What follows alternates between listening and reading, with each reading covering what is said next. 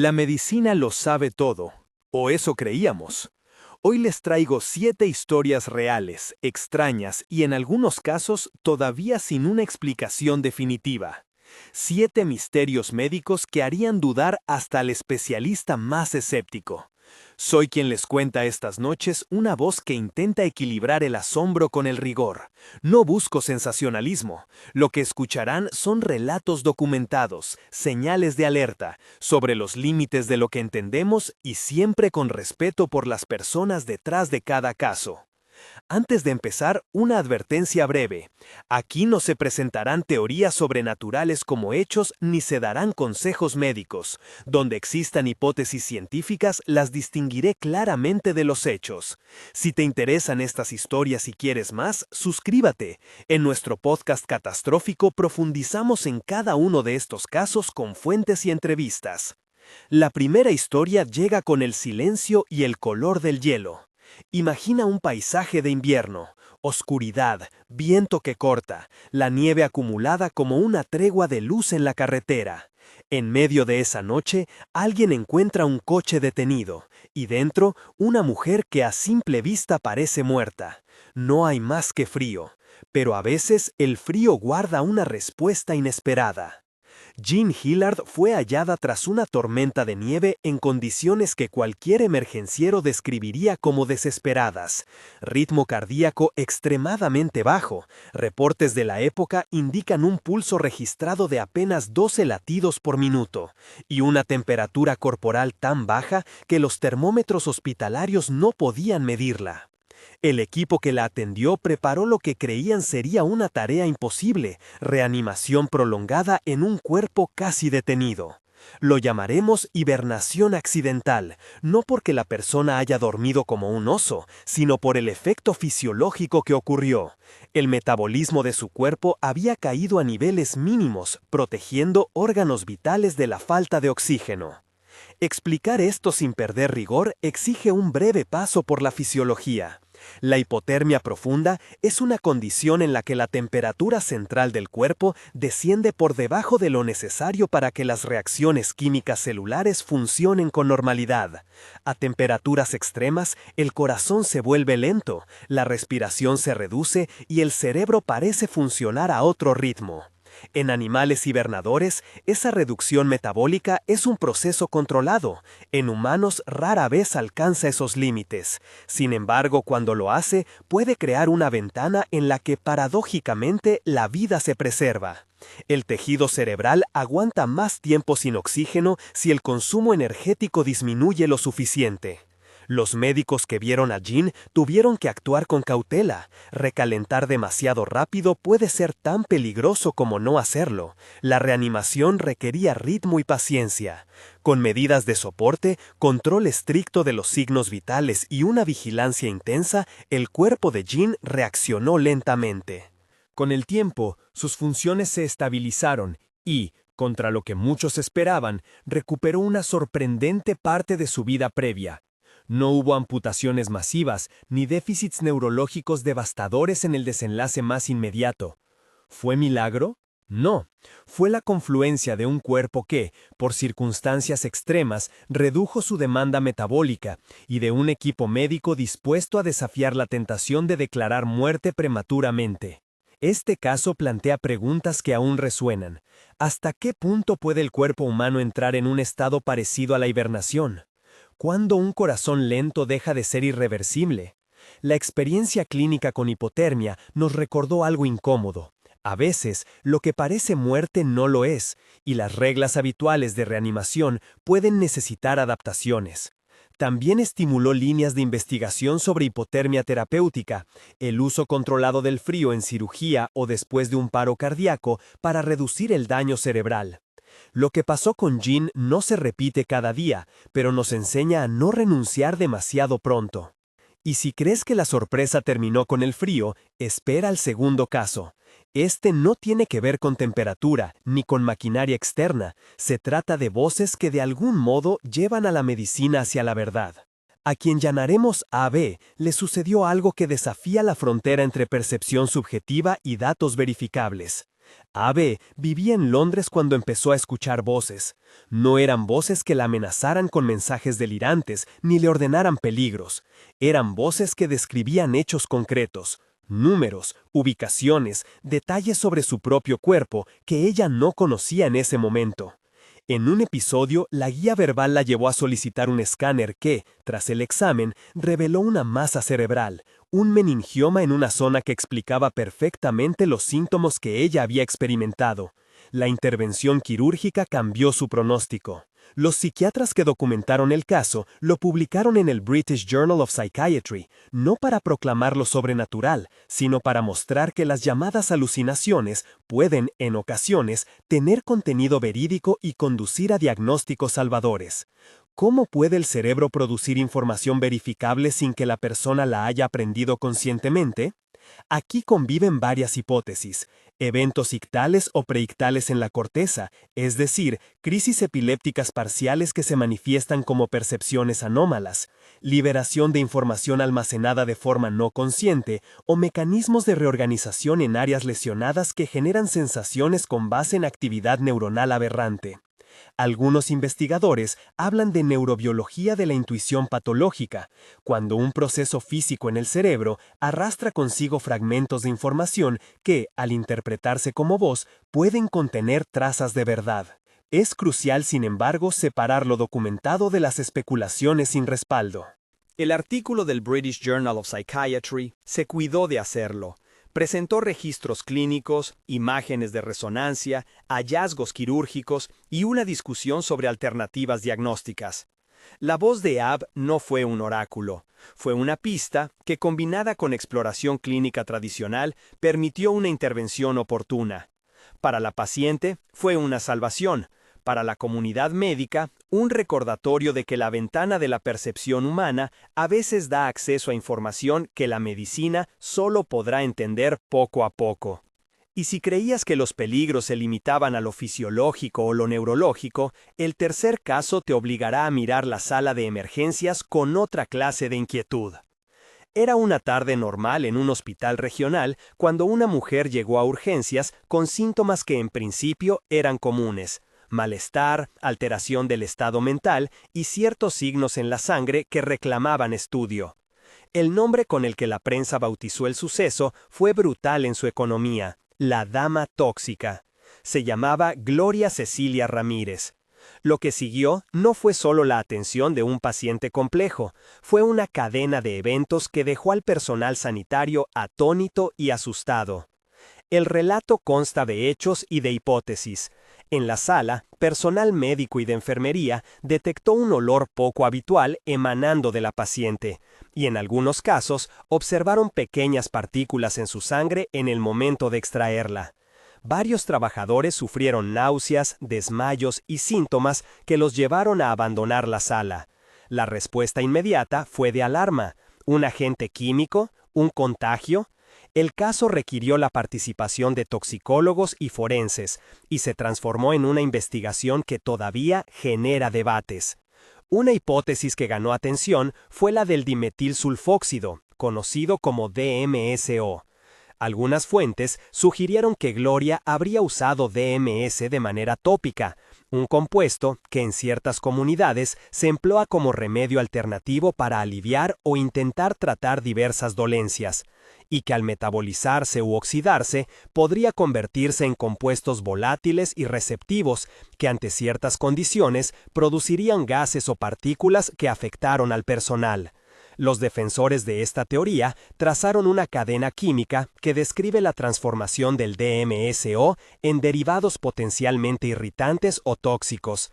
Esta versión fue, en su momento, una hipótesis autorizada por algunos peritos, incluida la consideración de que la combinación de DMS con otras sustancias o con la propia fisiología de la paciente y con la intervención del equipo médico pudo favorecer procesos de volatilización. Sin embargo, la historia no admite una única lectura sin matices. Otros informes y familiares señalaron inconsistencias en el informe, problemas en la cadena de custodia del cadáver e incluso cuestionaron la calidad de las pruebas toxicológicas disponibles en el momento.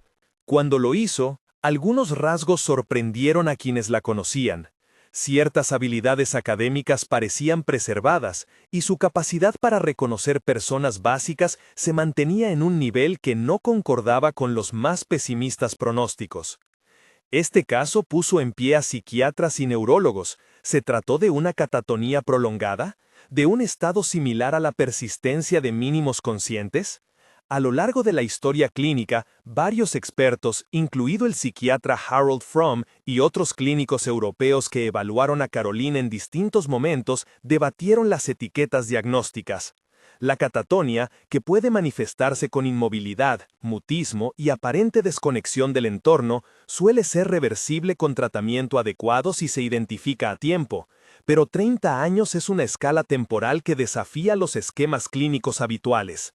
Al analizar este tipo de episodios, los equipos consideraron factores sociales y culturales, el entorno familiar, la atención domiciliaria, las interpretaciones locales del silencio prolongado y cómo la medicina comunitaria a menudo se mezcla con creencias que condicionan el cuidado.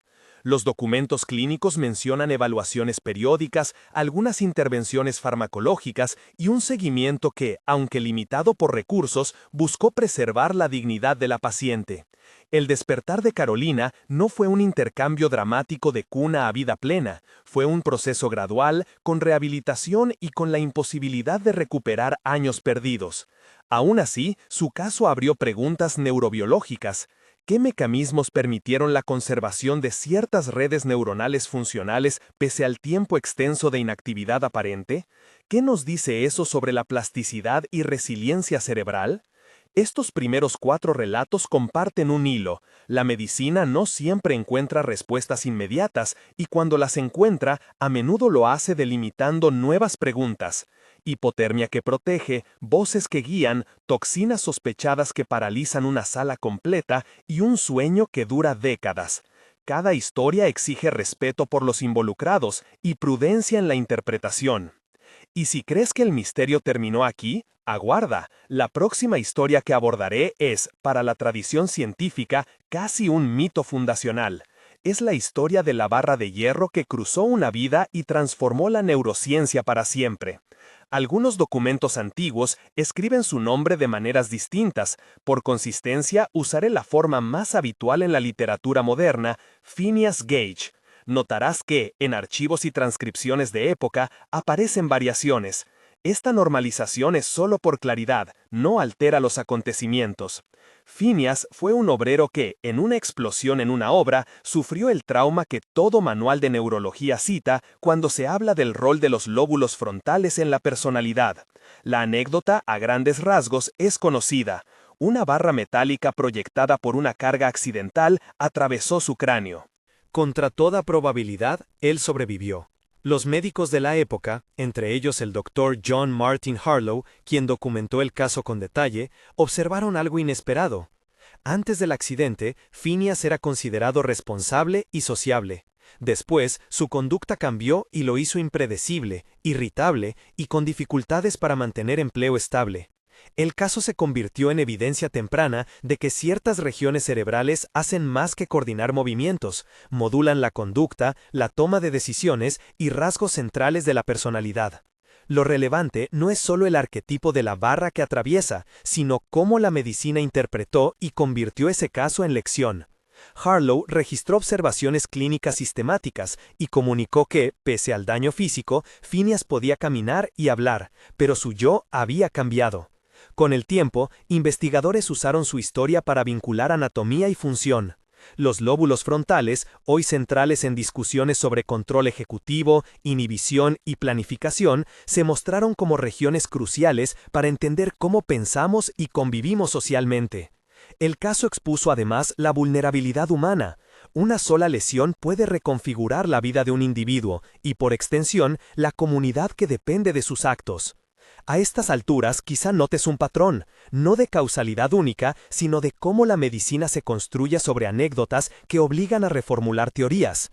Cada uno de los que hemos visto hasta ahora dejó huellas en la práctica clínica, protocolos de hipotermia, reconocimiento de fenómenos perceptivos con valor diagnóstico, discusión sobre seguridad ocupacional y análisis forense, reflexión sobre estados prolongados de conciencia y el papel de lesiones cerebrales en la formación del carácter.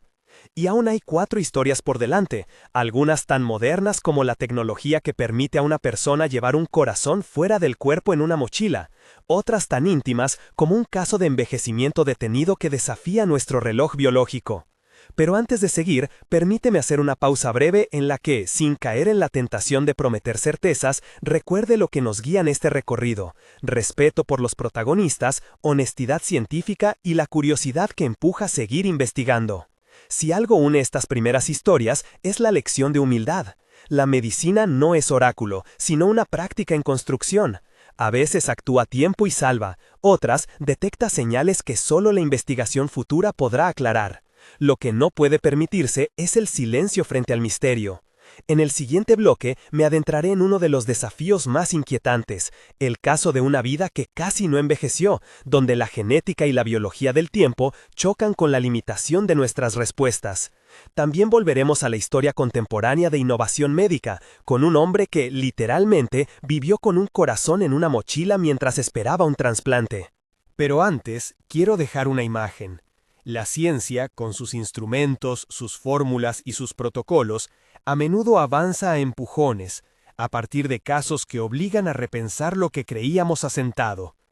Cada uno de estos relatos es una de esas sacudidas. La siguiente historia habla de genética, de relojes celulares y de una infancia que dejó de correr hacia el futuro. Cuando estemos listos, la exploraremos con la misma cautela que hasta ahora, separando hecho de hipótesis, dando crédito a estudios publicados y manteniendo el respeto por quienes vivieron y viven en la frontera de lo conocido. La siguiente historia que quiero contarles se mueve en la intersección más íntima de la biología y la identidad, el tiempo que corre dentro de nuestras células. Es la historia de una niña cuyo cuerpo pareció negarse a seguir la agenda del mundo exterior y del interés científico que despertó ese desacople. Brooke Greenberg nació como cualquier otra, según los relatos familiares, con promesas de crecimiento y aprendizaje, pero algo en su desarrollo se detuvo pronto, y no de la manera en que solemos imaginar una infancia retrasada. Brooke no solo mantuvo un tamaño corporal infantil durante años, también manifestó un desarrollo cognitivo inusual, mezclando rasgos de una edad muy temprana con momentos de lucidez que no encajaban con una simple explicación de retraso global. Los médicos la catalogaron bajo etiquetas provisionales, hasta que la comunidad científica, intrigada, empezó a referirse a su caso con un nombre más enigmático: Síndrome X. Hablar de Brooke exige claridad sobre lo que se sabe y, sobre todo, respeto por lo que no se sabe. Los investigadores que la siguieron en centros como Johns Hopkins y Mount Sinai no buscaban convertir su vida en un laboratorio, buscaban entender qué cronómetros celulares, qué procesos moleculares podrían haber quedado desconectados en su organismo. ¿Qué se entiende por reloj biológico a escala celular? En términos simples, nuestras células no solo llevan el tiempo en las horas del día, sino también en procesos que regulan crecimiento, reparación y envejecimiento. Telómeros, mecanismos de reparación del ADN, señales hormonales y rutas metabólicas como la vía mTOR, todo eso forman parte de una orquesta que, bien afinada, hace que los tejidos se desarrollen y envejezcan de forma coherente con la vida del organismo.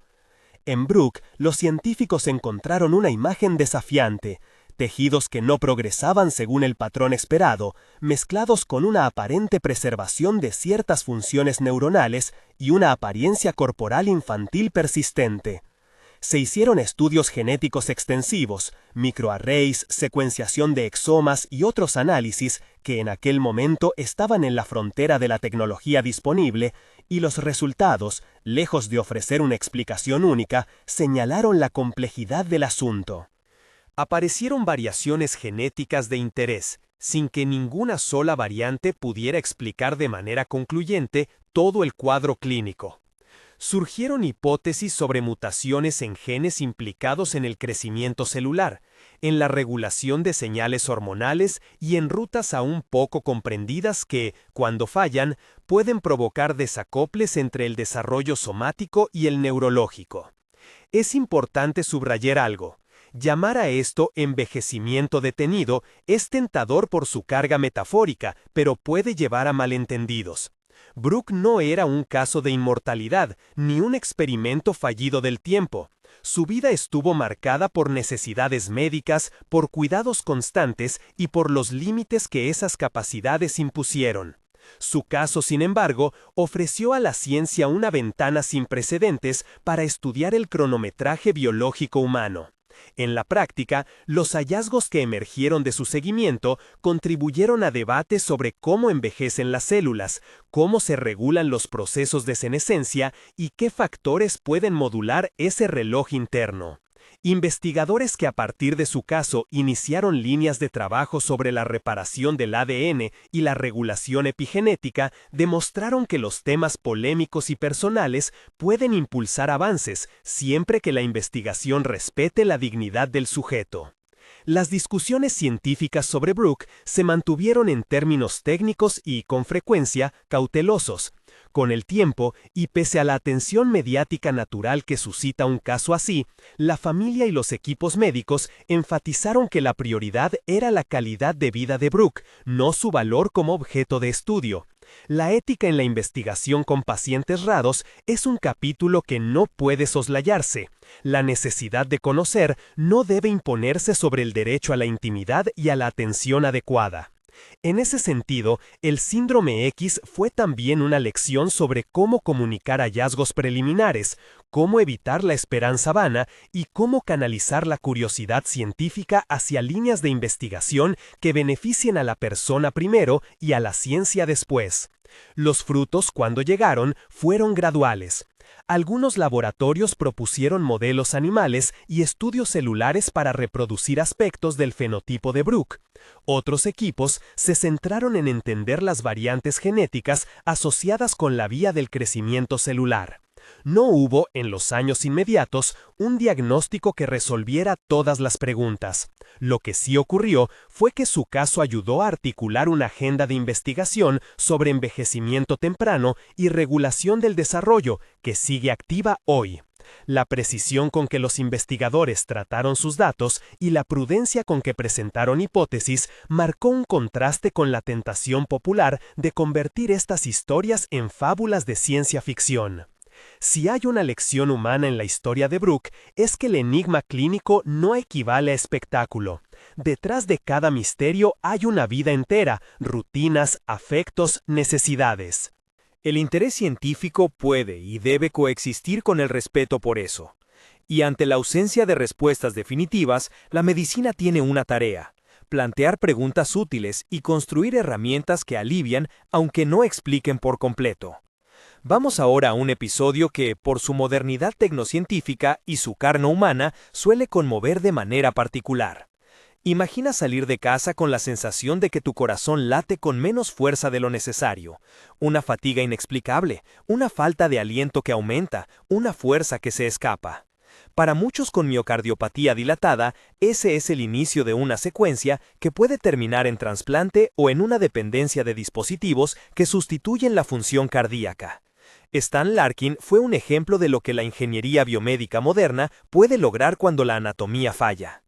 Stan era joven, activo, y de pronto su corazón dejó de cumplir con su tarea habitual: bombear sangre con la fuerza suficiente.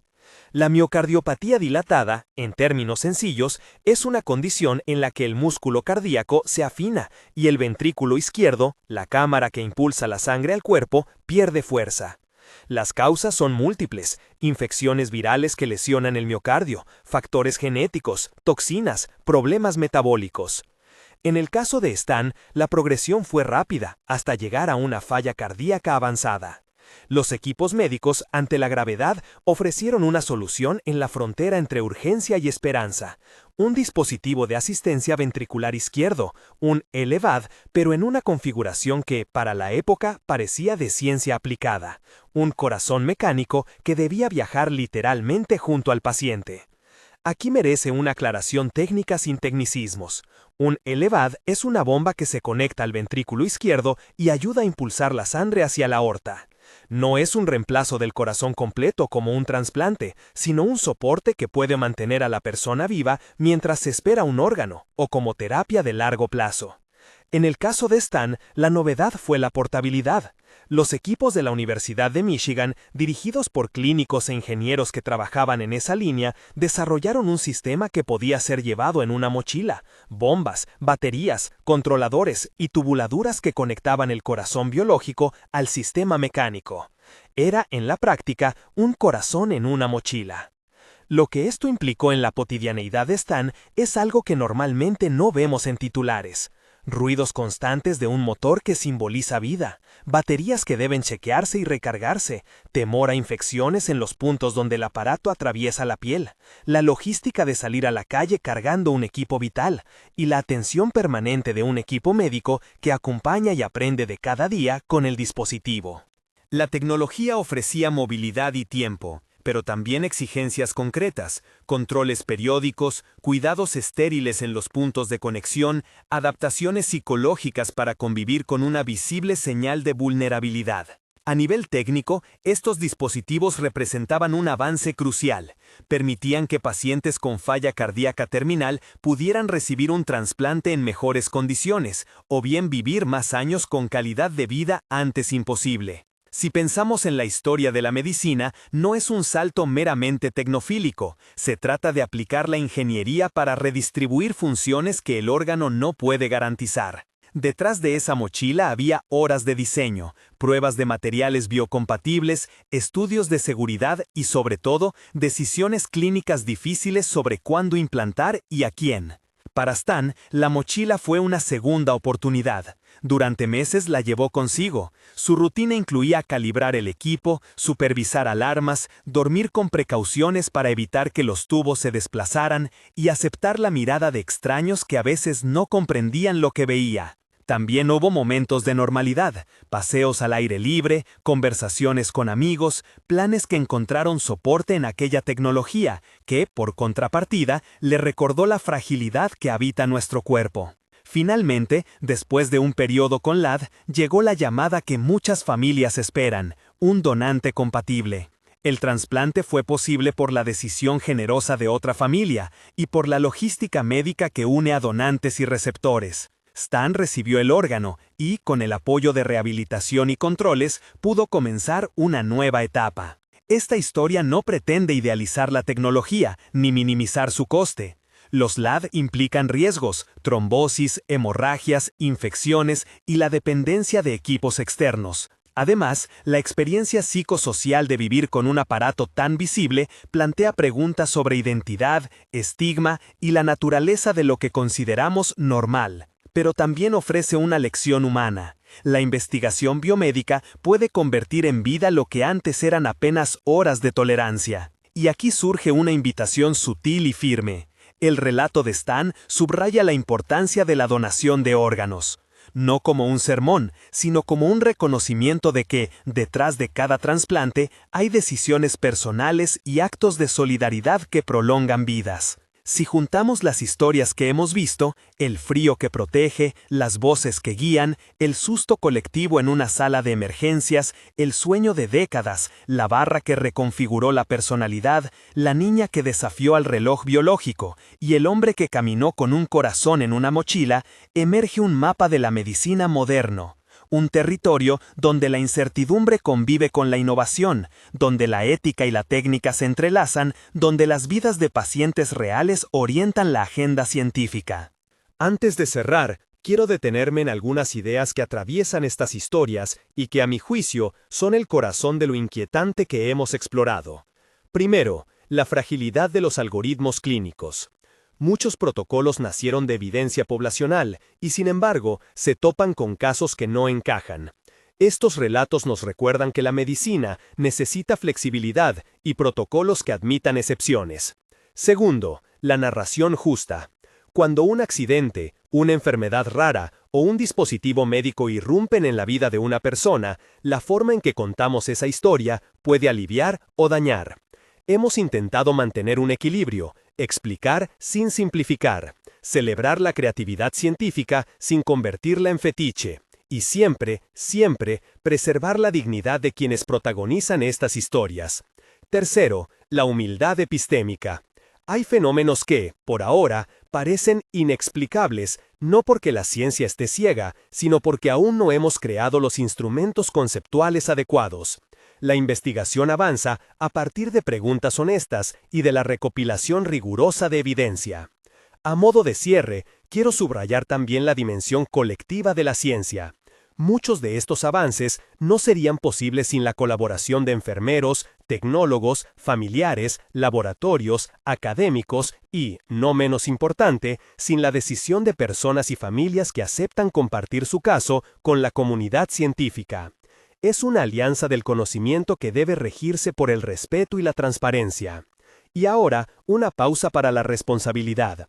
Si algo de lo que escuchaste hoy te conmovió, recuerda que la curiosidad no sustituye al asesoramiento profesional. No ofrezco recetas ni diagnósticos, ofrezco relatos documentados que nos invitan a pensar y a sentir.